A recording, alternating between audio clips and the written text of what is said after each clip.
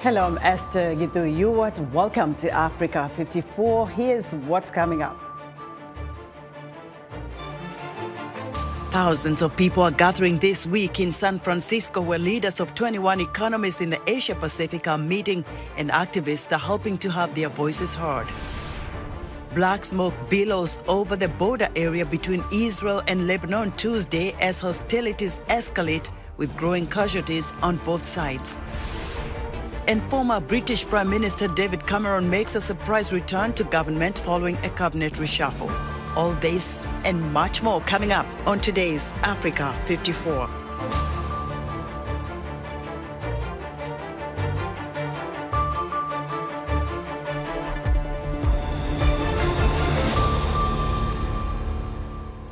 We begin our broadcast in the U.S. state of California, where more than 20,000 people are expected to gather this week in San Francisco.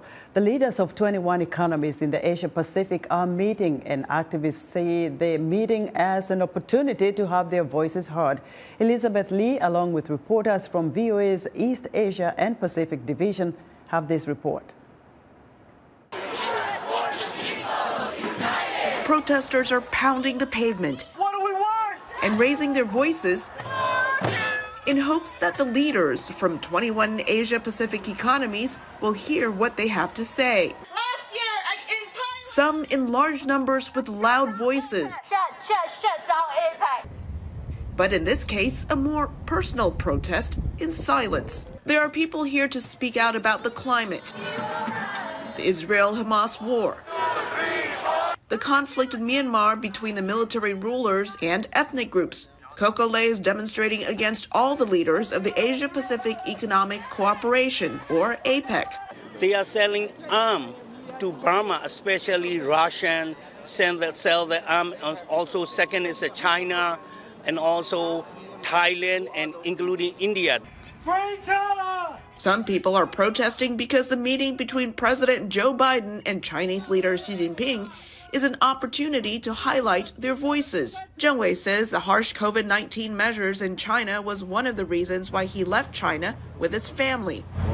They came from Los Angeles to San Francisco to stand with other pro-democracy activists. San Francisco's mayor says the city supports the right of people to voice their opinions. We want to make sure people know that we support peaceful protests. So any acts of violence or destruction of property will not be something that we would tolerate. Security barriers have been set up with hundreds of extra law enforcement in town to ensure the safety of the world leaders as well as the activists. Elizabeth Lee, VOA News, San Francisco. U.S. President Joe Biden is aiming to show Asia-Pacific leaders that he remains focused on the region, even as the White House grapples with the wars in Ukraine, the Middle East, and a looming government shutdown in Washington. Biden's meeting with Chinese President Xi Jinping on Wednesday is the main event of his 4-day West Coast visit for the Asia-Pacific Economic Cooperation Summit. For more on this summit, let's go to correspondent Philip Crowther, who is standing by live in San Francisco. Hello, Philip. Tell us about this summit and why it's important. What has been said so far?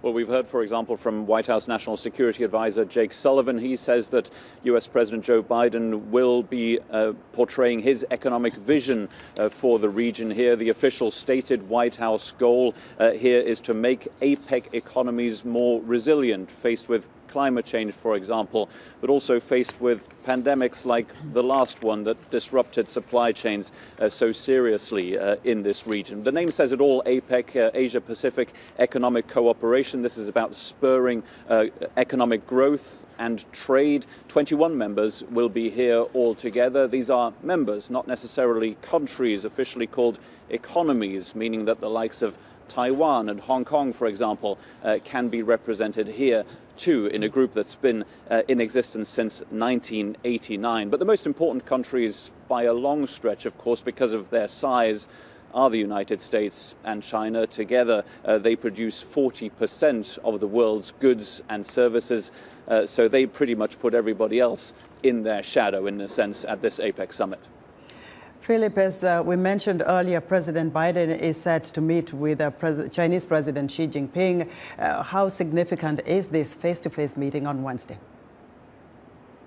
Well, look, it is the main event, and it is happening on the sidelines of this APEC summit. We don't even know exactly where exactly they will be meeting in Northern California. It has been a long time coming. The last time these two leaders saw each other face-to-face was exactly a year ago. That was during the G20 summit in Bali in Indonesia. And a lot has happened since then, a lot of things that have made that relationship deteriorate quite significantly. Most importantly, the United States shooting down a Chinese spy balloon this year.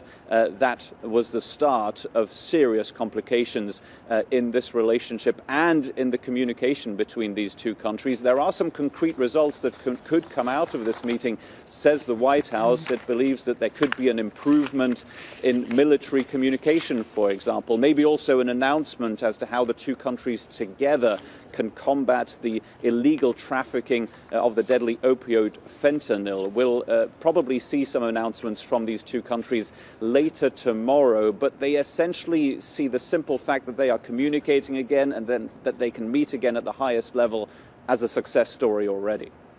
Philip, many thanks for your reporting. Philip Crowther, Associated Press correspondent, reporting live for us from San Francisco, California.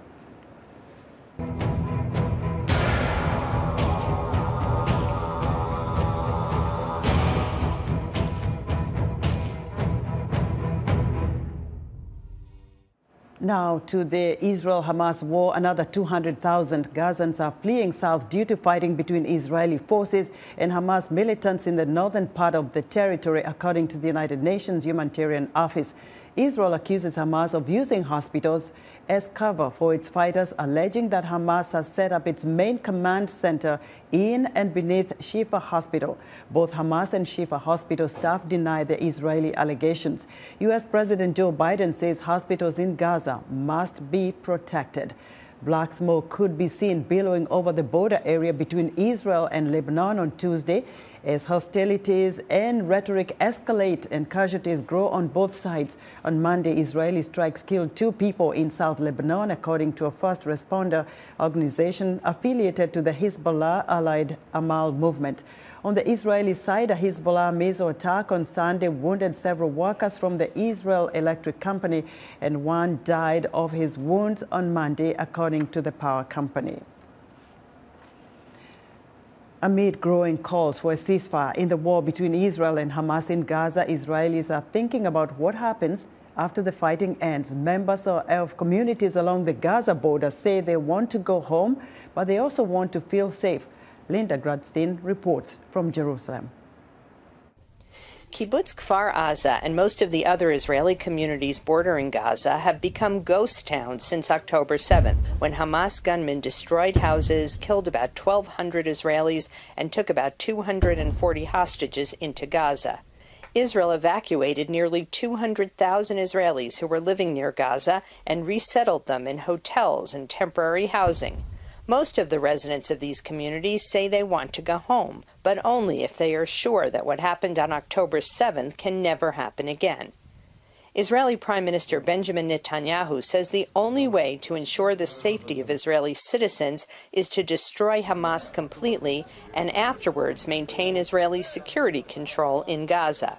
Gaza will be demilitarized, and there will no longer be a threat from the Gaza Strip to the state of Israel. And in order to ensure there will be no such threat, as long as needed, the IDF will continue to control security in the Gaza Strip to prevent terror from it. As the civilian death toll in Gaza climbs, Israel is under growing pressure from its main ally, the United States, to do more to ease a worsening humanitarian crisis. Far too many Palestinians have been killed. Far too many have suffered these past weeks. And we want to do everything possible to prevent harm to them and to maximize the assistance that gets to them. While Israeli leaders do not oppose humanitarian aid for Gaza, they say there can be no ceasefire as long as 240 hostages are being held captive by Hamas. This is also a demand being made by the families of the hostages and their thousands of Israeli supporters. Analysts say a ceasefire would be a strategic mistake. A ceasefire for Israel simply means that Hamas wins, gets away with with mass murder, and that Israel loses. We won't be able to restore the security to our territory, nor will we be able to restore our deterrence power in the region. Our enemies will internalize that every time they hit us, we go to defend ourselves. The international community will tie our hands with a ceasefire. But eventually the fighting will end, and someone will have to be in charge of rebuilding Gaza and running life for its 2.3 million residents. The U.S. says it envisions that the Palestinian Authority, which now governs the West Bank, will eventually take over in Gaza. But observers say the Palestinian Authority is seen as weak and corrupt by a majority of Palestinians. Netanyahu also opposes putting the PA in charge of Gaza. Analysts say a transitional solution may be found with some kind of international governing authority. It will take time until you will build a strong, valid sovereignty on the ground, a local power, because Israel basically says we don't want to rule Gaza Strip, we don't want to stay in Gaza Strip. The international community and the United States also say we don't see a reoccupation of Gaza Strip, meaning that in the end of the day, Gaza Strip has to be ruled by Palestinians, but it will take time until you will be able to create or encourage or support, build the scaffolders that a local power in Gaza Strip. For now, the heavy fighting continues in Gaza with rising casualties on both sides and no end in sight. Linda Gradstein, VOA News, Jerusalem. Now for the latest on the Israel-Hamas war, I'm joined live from Jerusalem by VOA correspondent Jan Bochat. Jan, bring us up to speed on what's happening at the encircled hospital in Gaza. Good evening, Esther. The situation there seems to be very, very difficult. The health minister in Gaza says it's becoming more and more complicated to make contact with doctors and nurses there. Today, it seems patients and people there are looking for, seeking for a safe haven there or some protection there. They were able to bury some of the dozens of bodies that were decomposing outside the hospital. Doctors say they have no electricity, no oxygen, and patients are dying there because of this. The hospital, it's being encircled by Israeli forces, and doctors there, they say tanks and snipers are around all gates. So the situation doesn't look really good there. You know, much of the attention has been on the Hamas terrorist group, but what more can you tell us about the Israeli exchange of fire with the Hezbollah? There's an increasing of violence in the northern border of Israel with Lebanon. There were a lot of exchange of fire in these last days. There were casualties on both sides. It's not a full war yet, but things are escalating there. And a lot of people fear that a new front of this war can be opened with Lebanon right now. Jan, many thanks for your reporting. VOA correspondent Jan Bochat live for us from Jerusalem. A pro-Israeli protest is ongoing here in Washington, D.C. and joining us live from the venue is VOA's Jackson Vunganyi. Jackson, what's happening at your location? Well, Esther, tens of thousands of demonstrators are expected here at the National Mall. As you can see, many are still gathering. The march starts in a few hours from now. This march is dubbed the March for Israel. It is intended to show support for Israel and to condemn anti-Semitism. Organizers say that they're calling for the return of the hostages taken by Hamas, and they want to underscore that Israel's right to remain free from violence and the right for Jewish communities in America and around the world to live free from hate. Organizers also condemn what they say is an increase in incidences of anti-Semitism in the U.S. and abroad. The Anti-Defamation League Center on Extremism says that incidents of anti-Semitism have increased by over 400% since the conflict started. As you remember, a similar march was held this past weekend in France, where over 180,000 people marched in cities like Paris, again to protest against rising anti-Semitism. And as you can see, people are starting to come in. Part of the U.S.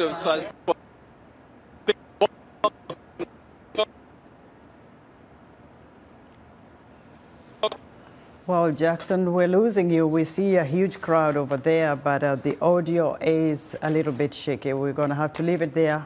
You let us know when you come back in the studio. Jackson Vunganyi reporting live for us from downtown Washington, D.C.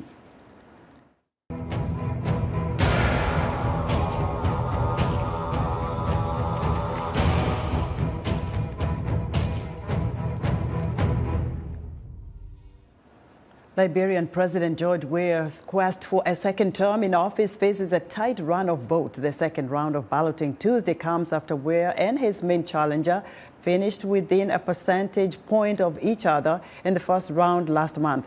Weah, a former international soccer star, and challenger Joseph Boakai have spent recent weeks vying for the support of smaller political parties. The Somali government says at least 31 people have been killed from floods caused by torrential rainfall. In central Somalia, residents are wading through flood waters, and since October, flooding has displaced nearly 500,000 people and disrupted the lives of more than 1.2 million, according to Somalia's information minister. The UN Office for the Coordination of Humanitarian Affairs has given $25 million to help mitigate the impact of flooding. Floods are also affecting neighboring Kenya, where the death toll stood at 15 on Monday, according to the Kenya Red Cross. Still to come, a former British Prime Minister makes a surprise return to the government. We'll be right back.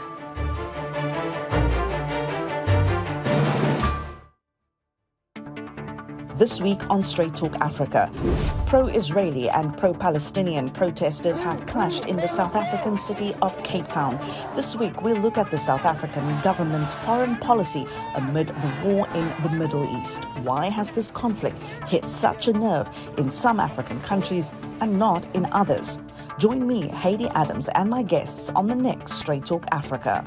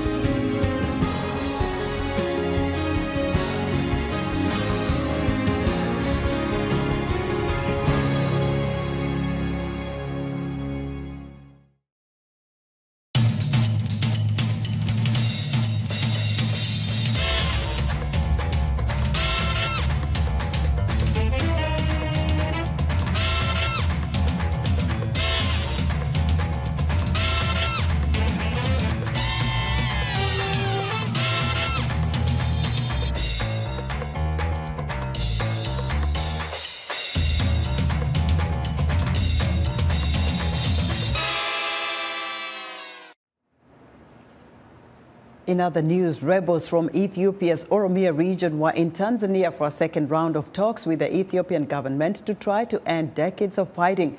The negotiations came more than 6 months after the first round of discussions ended without an agreement. The Democratic Republic of Congo's Electoral Commission says it is ready to provide fair and credible polls next month, despite a spiraling security crisis in the east and concerns about the transparency in the run-up to the December 20th general election. And water is a precious resource on the island of Mayotte, the poorest place in the European Union. Taps flow just 1 day out of 3 in this French territory off Africa's eastern coast because of a drought compounded by years of underinvestment and water mismanagement. Former British Prime Minister David Cameron makes a surprise return to government. Henry Ridgwell reports from London. 7 years after quitting as Prime Minister after losing the referendum on leaving the European Union, former Prime Minister David Cameron is back in government, chosen as Foreign Secretary following a government reshuffle Monday.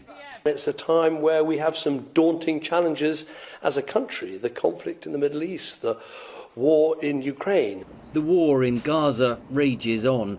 As Prime Minister in 2010, Cameron called the Palestinian Gaza Strip a prison camp, although he maintained Britain's close alliance with Israel. Chatham House's Bronwyn Maddox. In the Middle East, some of the conflicts have not changed. David Cameron is remembered for the intervention in Libya, which was not the greatest success. King's College's Anand Menon says Britain's foreign policy is unlikely to change. I think this is largely signalling to a domestic audience. In 2015, as Prime Minister, Cameron wooed Chinese President Xi Jinping with a lavish state visit. This visit marks the start of a new era. Some have called it a golden era in relations between Britain and China. Britain-China relations have since soured amid rising security and geopolitical tensions, says Menon. The golden era is well and truly over, is it not? And I think the mood, particularly inside the Conservative Party in Parliament, has hardened considerably on China. Cameron replaces James Cleverly, who moves to the role of Home Secretary in place of Suella Braverman, who was sacked Monday. That followed a newspaper article in which she accused Britain's police of showing left-wing bias towards pro-Palestinian demonstrations, which she described as hate marches. The article had not been approved by Prime Minister Rishi Sunak. At least 300,000 people joined a pro-Palestinian protest in London Saturday, calling for a ceasefire. There were violent far-right counter-demonstrations, and police made at least 120 arrests. Reports of anti-Semitic and Islamophobic attacks have risen sharply since the Israel-Hamas conflict broke out. It reinforces existing party divisions, which I think makes it more likely that this kind of thing will explode alongst party political lines. But I think with Israel-Gaza, you see it in a particularly acute form, particularly as well, of course, given the high levels of violence from both sides that we've seen during this awful war. Analysts say the Prime Minister's reshuffle is an effort to broaden his Conservative Party's appeal, as it lags far behind the opposition Labour Party in the polls, with an election due before the end of next year. Henry Ridgewell, VOA News, London. It's time for our health report, and joining us now is Africa 54 health correspondent Lino Mudu. Hello, Lino. Hello, Esther. Hello, everyone. The World Health Organization says every 40 seconds, one person worldwide dies by suicide. About 77% of suicides in 2019 occurred in low and middle income countries. In Africa, suicide is a complex and often overlooked public health issue with various factors contributing to its prevalence. For more insight, I spoke with Dr. Taiwo Sheikh Latif. He is professor of psychiatry at the Hamadu Bello University and Lifeline International's Africa coordinator. There are factors that we consider as social determinants of suicide and also health determinants of suicide. So there are health conditions that we know that are related to suicide. Health conditions that run chronic causes like diabetes, tuberculosis, HIV. Now, when we look at the social determinants of suicide, which is the one that bothers us most, especially on the continent of Africa and other low and medium income countries, these are non-health determinants that tends to mount pressure on people that will push someone to the brink. Over 90% of people who die by suicide, they have one mental health problem or substance use disorder problem. About 70% have a condition that is attributable to depression. So you add this to whatever you have on the ground that is related to poverty, lack of housing, lack of employment, unmet needs of youth and gender, and so on. You can understand why suicide is a crisis on the continent of Africa. We look at suicide and it's still considered a crime in 20 countries. When someone survives, he or she can be penalized. How does this make sense? Looking at it from any direction, it makes no sense to punish someone for being ill. Instead of helping someone to overcome a health challenge, criminalizing suicide has never reduced the state of suicide in anywhere in the world. Suicide starts with an idea and moves into thoughts because of certain problems in the mind. The idea comes to you that how do I solve this problem? How do I get out of it? then the thoughts come into you that the only way to get out of it is to get out of this world. Not really that I want to die. However, at that point in time, I can't think of any other way of getting out of this my problem. Yeah, it's a tragedy that we now criminalize a condition that requires help, and we have the help available. And instead of providing that help, we are now shutting the person up, not being able to access that help by making it a crime. If I fail and I get out, I'm going to jail. The next time these thoughts come back to me, I'll make sure that I don't fail. The law that criminalizes suicide, it's aiming to prevent people from dying from suicide. But it cannot go to your mind to block the thoughts. So what the law does is, when the thoughts come, you cannot express it because of the fear of the law. You cannot tell anybody that this is what is going on in my mind. So the law suppresses your ability to seek help. It also prevents people from helping you. Because the law does not only punish someone who has survived suicide, it also creates punishment for anybody who is aware and did not report you to law enforcement agents. Talk to us more about the advocacy campaign and how to shift the conversation around suicide from a crime to mental health. There are more than 11 countries in Africa that suicide attempt still remains a crime. And there are over 10 countries across the other parts of the world where attempting suicide is still a crime. So we need to take this awareness campaign, advocacy campaign to the doorsteps of policy makers, decision makers, implementers of government policies, civil society organizations, and especially our traditional institutions and cultural settings, our religious leaders. We need to take this campaign to their doorsteps. Let them understand the perspectives of suicide and attempting suicide. And let us go back to what we used to be as carers, as compassionate people, to look after those who have social problems, social pressures, those who are sick, those who are in this issue. That was Dr. Taiwo Latif Sheikh, Professor of Psychiatry at the Ahmadu Bello University and Lifeline International's Africa Coordinator. That's our health report for today. To stay in touch, find me on X at Linor Mudu. Back to you, Esther. Thank you very much, Lino. Be sure to watch Lino Mudu's reports every Tuesday on Africa 54. And that's our show for today. Be sure to watch Africa 54 on our website at voaafrica.com. From all of us here in Washington, thanks for watching.